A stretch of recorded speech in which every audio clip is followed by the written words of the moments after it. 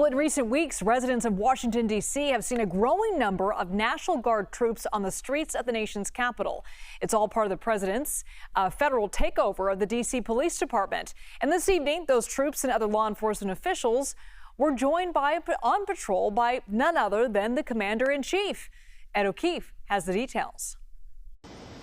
Liz, tonight the president thanked dozens of federal law enforcement officials working out of U.S. Park Police headquarters in the Anacostia neighborhood of Washington. That's closer to where a lot of the violent crime in this city can occur, not where we've seen National Guard troops deployed in recent days. The president's visit comes as polls show an overwhelming majority of Washingtonians oppose the president's federal takeover of the city's police force.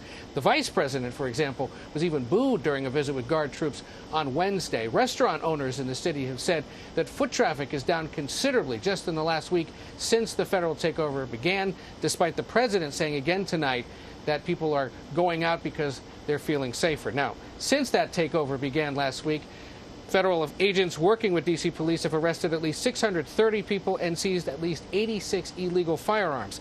And D.C. police confirmed to CBS News there has not been a homicide in Washington since last Wednesday. Another issue on the president's mind tonight, a big legal victory for him, at least a partial one. An appellate court in New York tossing out a nearly $500 million fine he was set to pay to the state of New York, with one of the judges calling the fine excessive. The president, whose company had been found guilty last year of criminal tax fraud, today declared total victory. But that's not entirely the case, because today's decision merely tosses out the fine, not the underlying fraud ruling against him. He's still barred from doing business in New York State for 3 years. His sons can't do business in New York for 2 years. The president could appeal that underlying case to the state's highest court. Today, New York's Attorney General says she's going to appeal the decision to toss out the fine to that high court. Liz? And thank you for that.